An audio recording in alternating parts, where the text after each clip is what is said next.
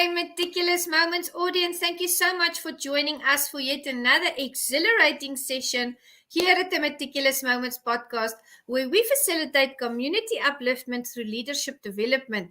And today we have an amazing guest with us. He's in the green room with me. But before I bring him on, I'm going to read you his bio. Adam Gettis is a family man who helps people keep their families financially safe. He comes from a much different background that has reinforced his respect for financial security. Adam was a professional football player for quite a few years. He played for the Tampa Bay Buccaneers, New York Giants, Washington Redskins, and Atlanta Falcons. He's also an associate for Aplgo Supplements, as it worked well for him, and he now wants to help others feel better as well. Welcome, Adam Gettis. How are you? I'm doing well. How are you? It's so lovely to have you here. I'm doing absolutely exceptional. We are having winter here at the moment, so it's quite cold. What's the weather like where you are? It's quite the opposite. It'll probably be 102 degrees today, so I'm not looking forward to it. Lovely. I love warm weather, so I would have enjoyed it. Where are you situated, Adam? I'm in Texas right now. Texas. Oh my goodness, I know many people there. Absolutely fabulous. That's amazing. Thank you for being here with us. Adam, you are part of the Connected Leaders Academy with me. And, that's how Jose Escobar introduced us. And then you were on a conference that I was co-hosting last weekend. And I really believe that you are an exceptional fit for the Meticulous Moments podcast audience, because we are all about community, upliftment, leadership. So won't you just take a few moments and tell the audience a little bit more about yourself? So again, I'm Adam Gettis, former NFL athlete.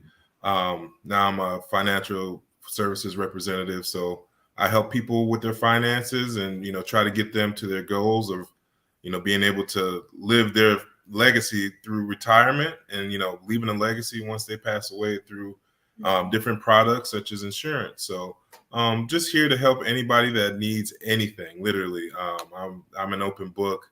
If I don't know something, I'll definitely use my resources to help you in any kind of way. But my specialty is the financial services field. So I'm always here to help. Absolutely love that. And Adam, how tall are you? I'm 6'4". You're 6'4", and I have to tell the audience, although he's a giant, he's a gentle giant, because, in the talks that we've had, and reserved human being. And although he's so big, he is very calm and collected. And I enjoy that about you, Adam. I want to ask you, childhood years. Let's get the audience to get to know you personally a little bit. What was your childhood like? I had a wonderful childhood. Grew up in a 2-parent household. Mom and dad. We adopted my sister when I was around 7 or 8 years old.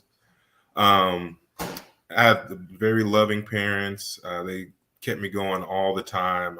I was either in sports. I was in church. I'm with, my grandparents on both sides or grandfathers. So it was always, I was always doing something.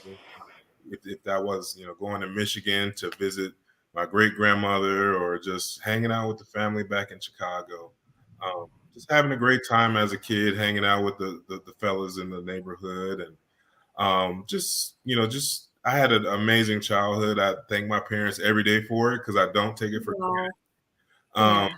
My father was a hardworking man. He worked, 16-hour days, and my mom worked for a long time. And once I really started, getting into sports, she decided to stop working so she can get me, to all my sports, all my practices, all my games. So, like I said, I've had a really blessed childhood, and I am very thankful for my parents for that opportunity.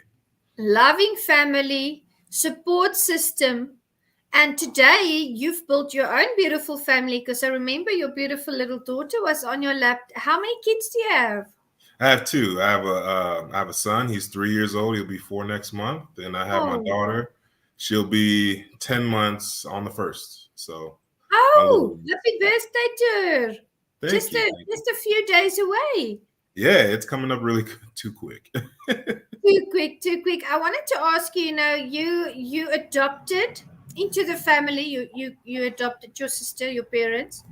What is sibling rivalry like when you are this tall giant? I mean, I'm sure you could hold things up and keep it away from your sister. Was she older or younger than you? She's younger than me, so she is 6 years younger than me.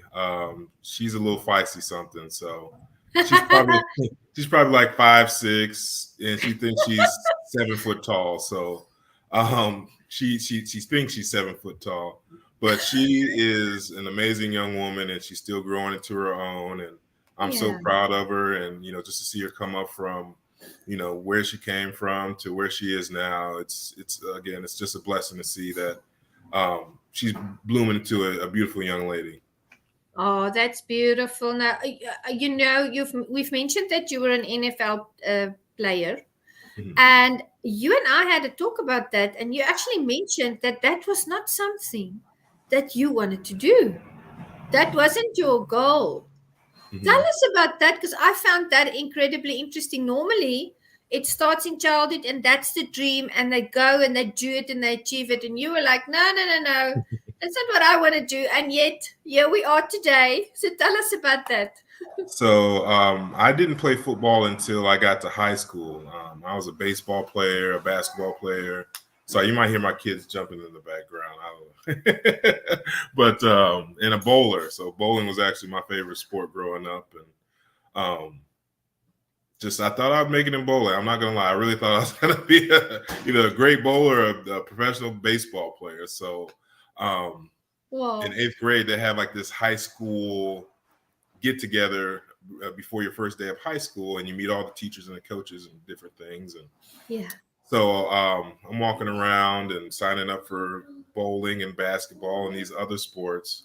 So the football coach sees me and he goes, "Hey, you want to play football?" And I'm like, "No, I'm going to go bowl. I'm going to sign up for bowling." He's like, "Kid, you're 6'4", 260 pounds. You better play football." And I'm like, "Yeah, yeah, I'm good." So he was like, "Okay, so I'm gonna put your name down, and you're gonna come with me, and you're gonna sign up for football. If you like it, great. If you don't, you can go home and you can go Yeah. bowl." And that's how I started my football career. And I never thought I'd make it as far as I did. I just played it because I loved it.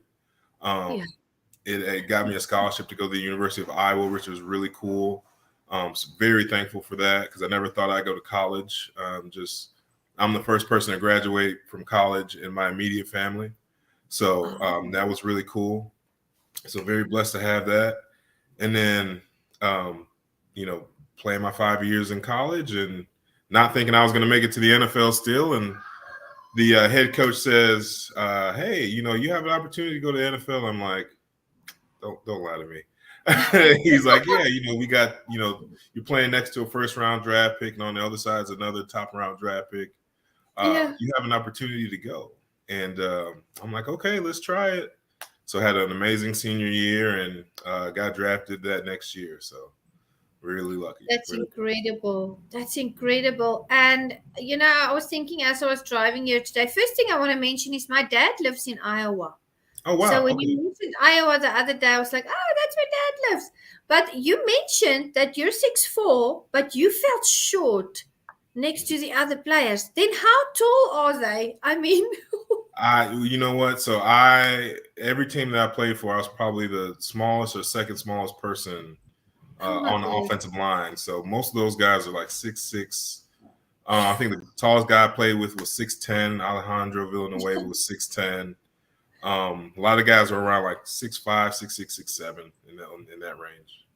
Amazing. And injury wise, because that's full contact Oh yeah. all the time, the training, the games. Did you sustain any injuries?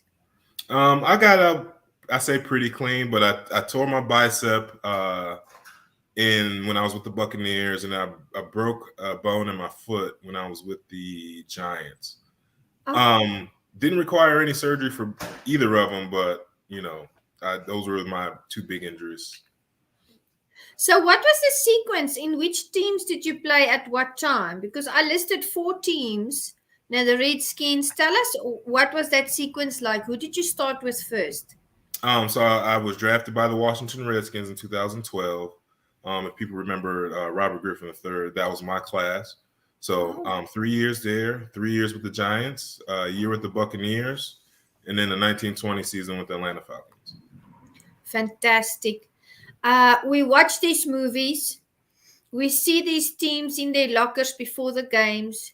We see the excitement that we have, that they have. We see the stress that they sometimes go through. And I was wondering, when you are in a team like that, you are amongst you yourself as well are gifted. You're gifted. You're a gifted athlete. Otherwise, you would have never made it that far. What is it like being a part of such a team with so many gifted people around you, so many individuals that are just high performers? You have to be very secure in yourself. That's going to be the big thing because one thing I learned when I was young, that in football especially, there's always going to be somebody better than you. Yeah. So just knowing that as I got older and matured and got into the NFL, I knew I wasn't going to be the best offensive lineman on the team. So I just went in, and for me, it was just being the best player that I could be each and every day. Yeah. Working towards getting better each and every day. But yeah, egos are huge in in the league, in the NFL. I've met some players that have egos that are bigger than giraffes, taller than giraffes. Um, and I've seen it all. I've seen it all. So you just again, you just have to be secure in yourself. You have to know who you are, and you got to Yeah. play your part. Again, just being yourself is. I always say once you learn who you are as a person and what your Beautiful. values are, and you stick to those values, everything else falls in place. So That's it. it was good. I agree with you. How did you stay humble? What did you do to make sure that your ego was still in check? Because, I mean, we've talked, we've done an event together, we're in the same group. You're a humble guy. I But appreciate how it. did you do that? I mean, how did you stay humble like that? Just it's my upbringing, and Yeah. it's my belief in the church, my belief in God. Amen. Yeah. Um, just staying humble is just a part of who I am. I'm not a big boisterous person. I don't like when people are boisterous like that, but I respect everybody for who they are, and if that's how Yes. you are, that's cool too. But that's just how I was brought up. My dad always used to say, just humble yourself in front of everyone because everybody will respect a humble man. Yeah. So that's just literally that's how I've been my whole life. My parents really instilled that into me. That's wonderful. I'm happy to hear that, because sometimes when the ego takes over, people change into someone that they're really not, and you can't keep that up for too long. I've seen that. It's fine for the first while, and then things start to change, things start to go down. But you developed a passion for financial stability. You're in that space now. Please tell the audience, because you shared that with me in our virtual coffee. Where did that passion develop? So I had a football game when I was playing for the Redskins. It was the Redskins versus the Bears, and again, my whole family's from Chicago. And I had an aunt come and a great aunt come, and while I'm playing in the game, I had the game. She came to visit me. Her favorite team is the Bears, of course, not her nephew, but the Bears. Um, so she wanted to come and watch that game, and played that Sunday. My uncle called me after the game, and he's like, "Hey, Aunt Renee passed away." Oh, So really sad about that, but just knowing, she was there to support me, to really help me, just kind of bereave and everything. But she didn't have insurance, so the family had to come out of pocket. Well, I had to come out of pocket, but I said the family had to come out of pocket, and that really sparked my interest for getting into the financial world, just making sure people know how to leave their families in the right place and do it the yeah. right way, and not have to use GoFundMe's. GoFundMe's are great, but if you don't have to, do it in that way and have things set up because accidents happen all the time. You just never know. And you just want to have your family set up financially right before something were to happen to you. Yeah, because you don't want to leave them with that stress. It's hard enough to deal with the grieving part and with missing them, and working through those emotions. To add financial stress to that is detrimental, absolutely detrimental. And here at Meticulous, we love to support our guests. And I would like you to explain to the audience, what is the process when they contact you? What is the process that you will follow with them to get them the right package, to give them that after sales service? What are your packages? Give us some more info on that. Okay, so the first meeting that we'd have is really just kind of a fact finder, just seeing if my financial services will work for you, or if I can refer you to somebody else. I'm not somebody that's like, oh, if you don't want to work with me, I don't, it's over. I just want what's best for you as a client. So if somebody else is a better fit for you and they have better products, I'll refer them to you to make sure you get what you need. But the first meeting is a fact finder. So I just find some facts about what kind of goals you want for your financial future.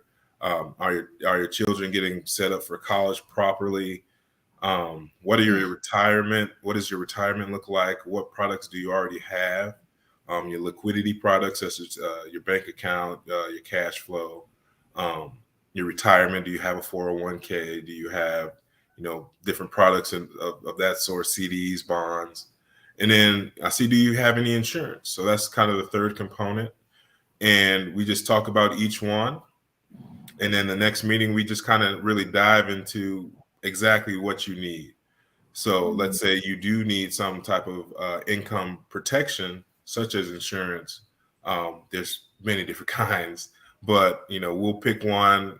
I'll show you the numbers on how it works for you and how it works pertaining to your retirement and protecting your income and protecting your family's legacy.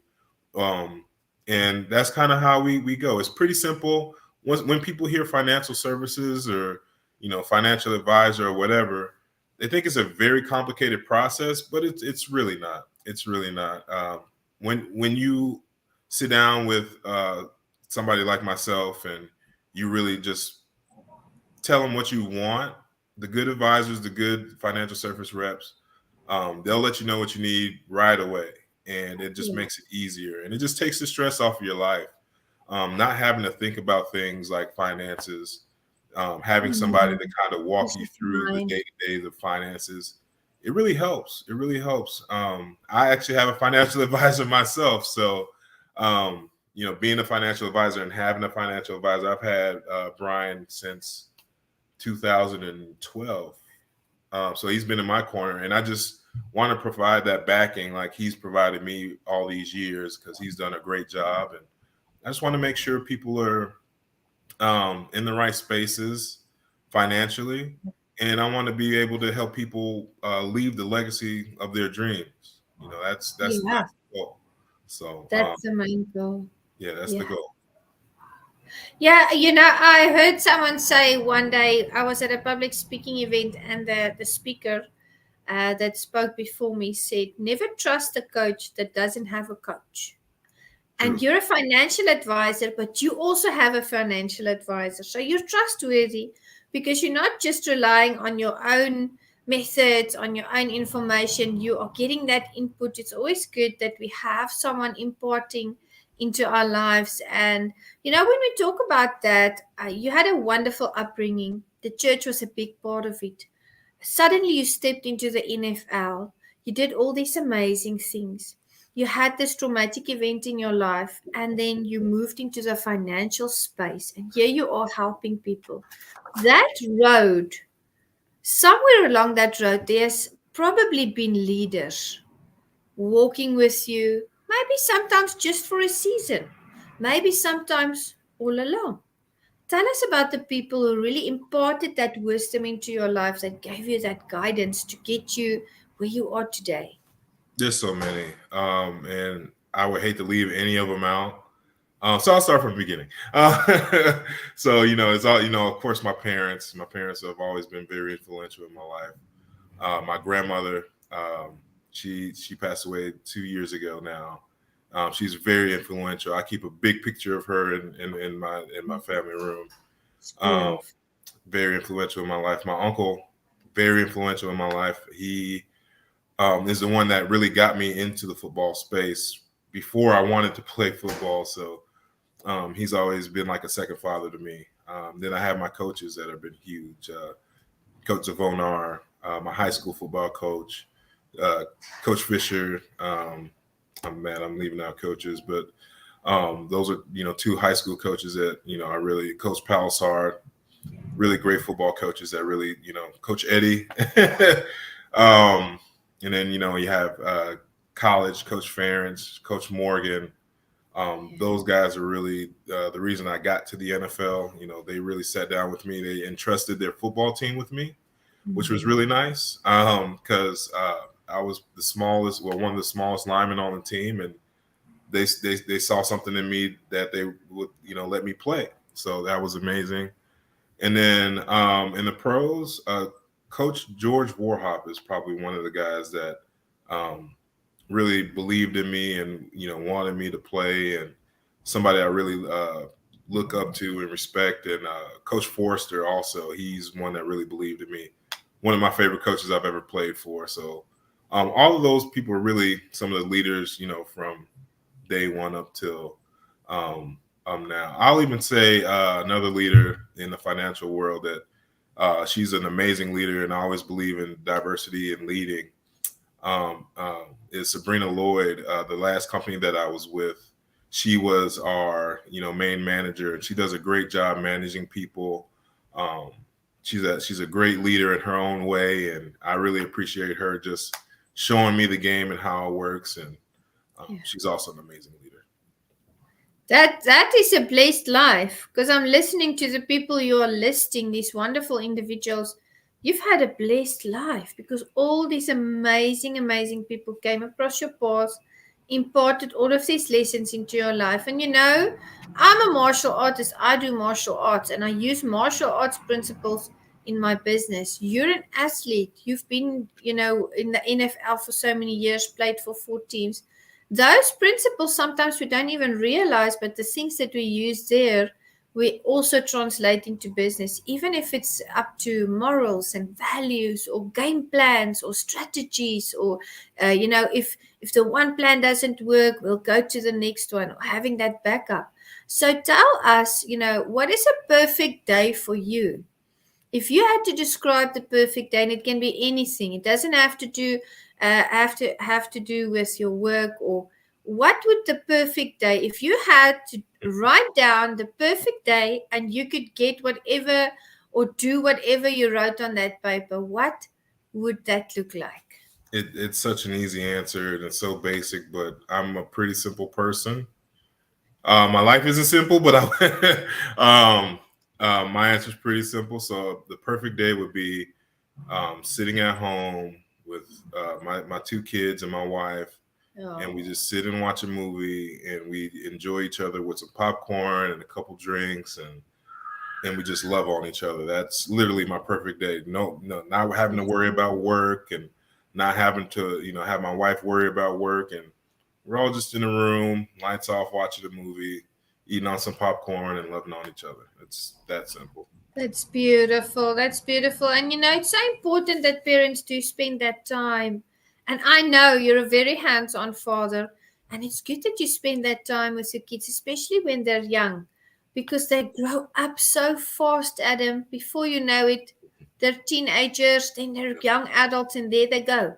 Live their own lives. And I often think about that, what would it be like not to have the kids at home or with me? And I want to ask you, you're a financial planner, you help other people to plan financially. So we all have our financial plans for the next 5 years. We have our personal plans, we have family plans. Tell me about your 5-year plan. What do you envision, that where will you be? What will you be doing 5 years from now? So my kids will be 5 and 8. So there's going to be a lot of probably baseball games and basketball games that I'll be attending, and so I refuse to let work get in the way of those. But the days that we don't have those, just having a book of people helping people get to their financial goals. I try to be a very selfless person. I say I'll try. I try. But just helping people get to where they want to be. That's my goal. For the rest of my life, that's my goal. But just servicing people in any kind of way that I can, that is probably my goal. 5 years, 10 years, 20, 30 years down the line. And that's kind of how I measure my success, is the way I'm able to service people and, just be of service to other people. And bring religion into it, but Jesus was the same way. He serviced everyone. He washed feet. He did a lot of things just to service people, and that was his legacy. Servicing people and being who he was. And I try to reflect who he is every day. So that's just kind of my 5 year, forever goal. But I'll continue to do that for the next 5 years too. Adam, you need to get some rest now, because in 5 years' time, you're going to be between all those games. I know. And then my daughter, she's going to be an athlete too. She's, like I said, she's only 9 months, but she's picking up the ball and throwing it around, and she's trying to run with her brother, and she's going to be an athlete. There's going to be a lot of games. She's going to be a force to be reckoned with. She's going to be like, they're going to be, oh, she's here. Yes.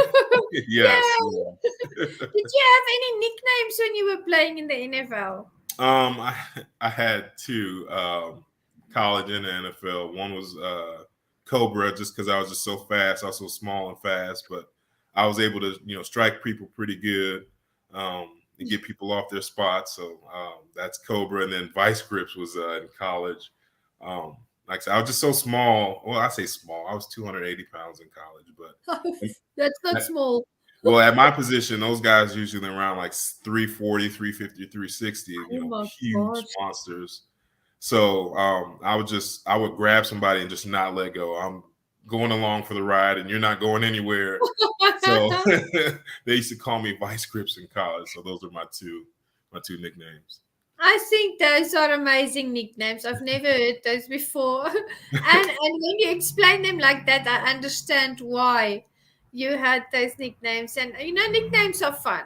We also have nicknames in the dojo for everybody, and it's fun, because it describes the person. And I love the fact that you refer back to the Bible and your faith. I think that's very important. It's a very integral part of everything that we do. I always say to people, God is He's the foundation. He's the fire behind what we do. He's the one that really blessed us with this beautiful day. And that's why I love to talk about gratitude. I love to talk about leadership.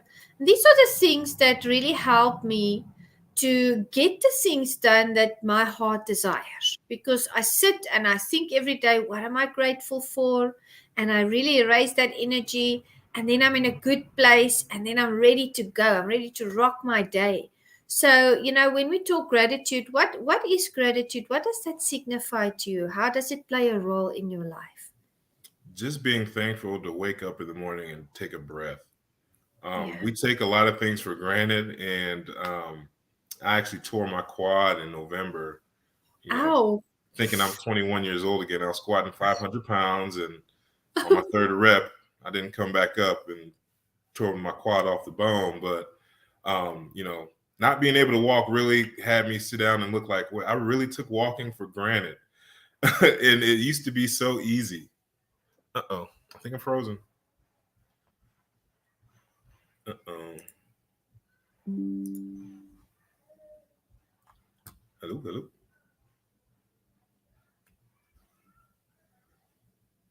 Oh. I don't know if you're frozen or I'm frozen, but just being what were we talking about? Gratitude. Oh yeah, just being able to get up and take a breath each morning, and being able to be thankful for taking that breath, just because A lot of people didn't wake up and take that breath this morning. A lot of people didn't. But, you know, you just can't take it for granted, because when you take something for granted and it's taken away, you just never know. You just never know when that day is going to come that you might not be able to take that breath. So being thankful for what we have each and every day. Some things we want and we wish we could have, and we don't have it, but we're thankful for what we do have. Just being able to, have your family around you, have the house that you have. It doesn't have to be $1 million home. Just being very thankful for all the things that we have. And that's what it comes down to, just being thankful, and thankful for the small things, thankful for the big things, just being thankful. That's the truth. That's the truth. Sometimes we forget that we're not teenagers anymore. We're not young adults anymore, and we want to do all these amazing things. But what I like about what you do, Adam, and I notice you do that in life and in business, and I think that's very, very important, is you pace yourself. And that's very important. It's what helps us to stay in that momentum, because if we don't pace ourselves, we'll burn out. And when I was in the ministry, I was a full-time pastor, but after hours I studied. I also worked in the corporate world, and I pursued entrepreneurship. And in the beginning, you want to do everything at once. You want to do all the things you have on your list. And it's, if you don't pace yourself, you get to that place of burnout. I've been there many times. I have to say, since I'm not in the full-time ministry, that hasn't happened to me again, because it was too much of a load.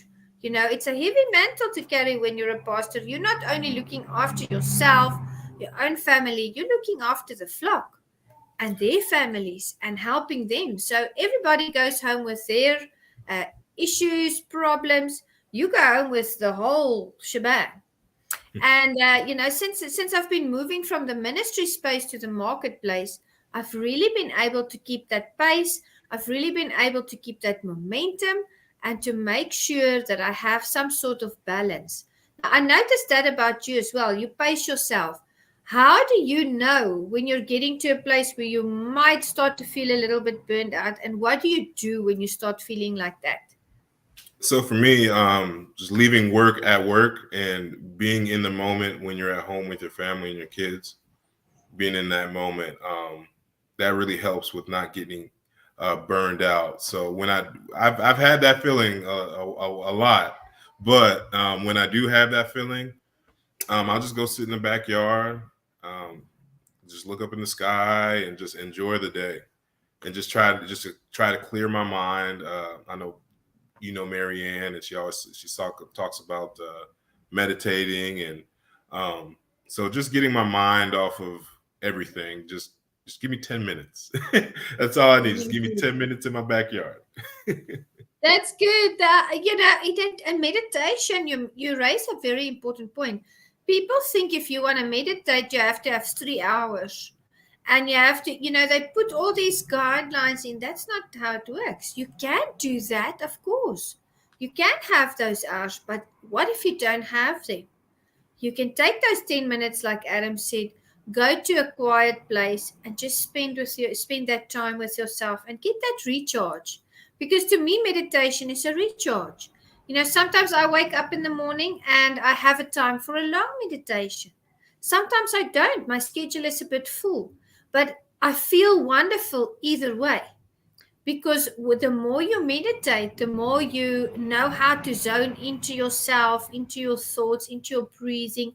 Breathing is very important, and that really lifts your day, and it gives you that peace of mind, that calmness. And I talked about equanimity on Saturday, having that calm composure. And sometimes people are born with that calmness, and sometimes people have to learn that. And a wonderful tool to actually learn that is to meditate. So for those of you who are out there, if you don't meditate, go to YouTube, get some videos, do the breathing, try the exercises. It is an amazing tool. Ask Adam, it works. He just needs 10 minutes in his backyard. all I need. Adam, no, it's so wonderful to have you here. Thank you so much for sharing, your wisdom and your knowledge. And I always ask the guests at the end because I believe it's important that we share a bit of ourselves. So I'm going to ask you two more questions. I want you to tell the audience how we can support you. How can they reach out to you, get you to do that financial assessment for them, tailor-made for their specific financial needs so that they can be prepared, have that peace of mind if something happens. We don't know our time. Make sure you have these things in place. How can they reach out to you? What's the best place to get a hold of Adam Gettis? So the best place is probably through my email. So my email is agettis@financialguide.com. Again, that's agettis@financialguide.com. Or you can reach out to me on social media. So Gettis Life and Legacy is my Facebook page and my Instagram. My business page and Instagram. You can add my other ones later, but those are my two ones for social media, and those are probably the best ways to get a hold of me. Again, like Juanita said, we'll sit down and we'll tailor make you a financial plan. We'll go over your goals and what goals you want to set for yourself, and we might even talk a little football too if you want to. But we want to get those financial goals set first, and then we'll have a good time after that. Yeah. Adam, was there ever a time where you guys had something funny happen in an NFL game? So, yeah, this is well for me. So, was it the Giants I was playing for? No, it was the Redskins. It was the Redskins, the Commanders now, but the Redskins at the time.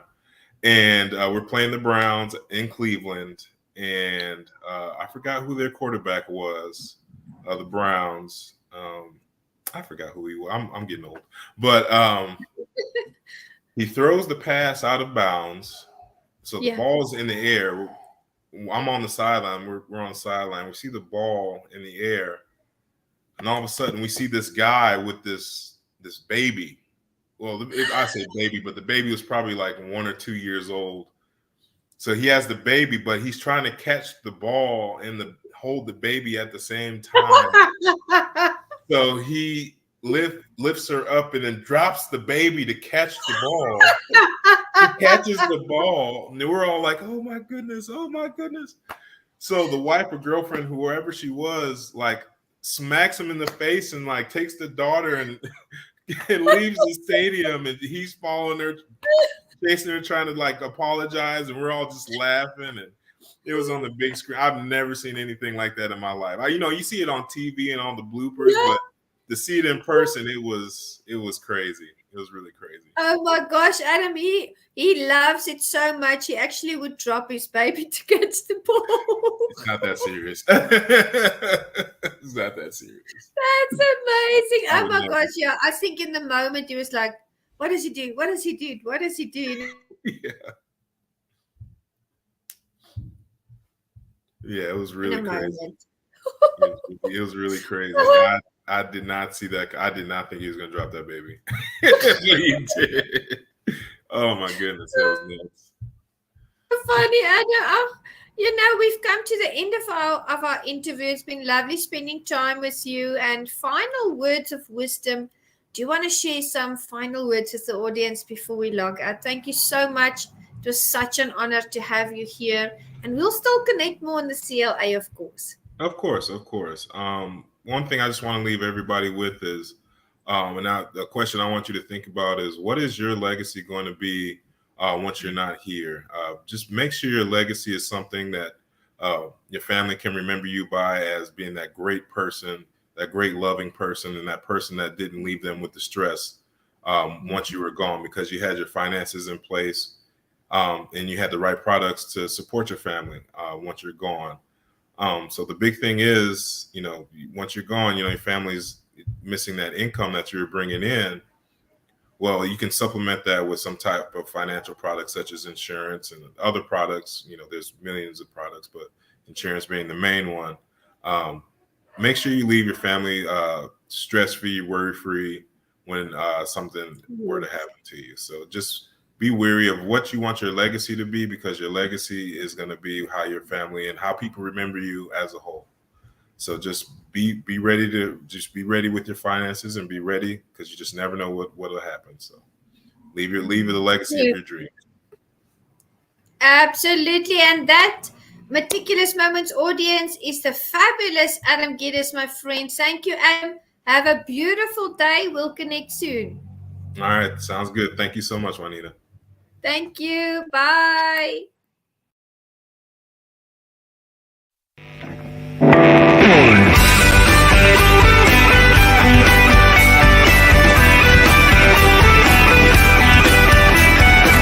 Hi, my name is Jose Escobar, and I'm the founder and CEO of the Connected Leaders Academy.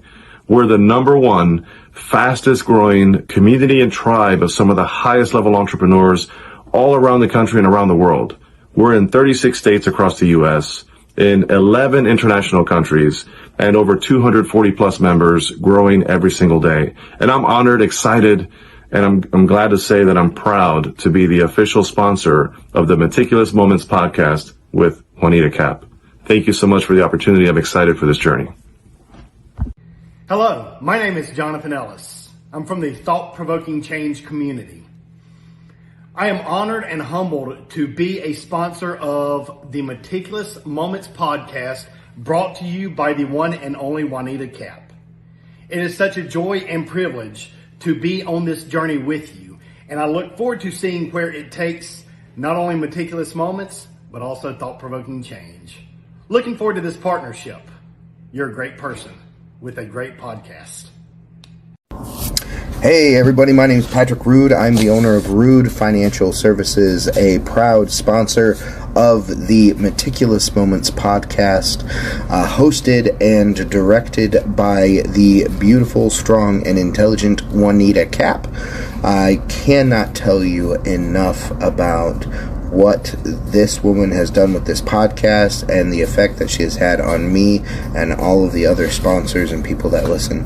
Don't miss it.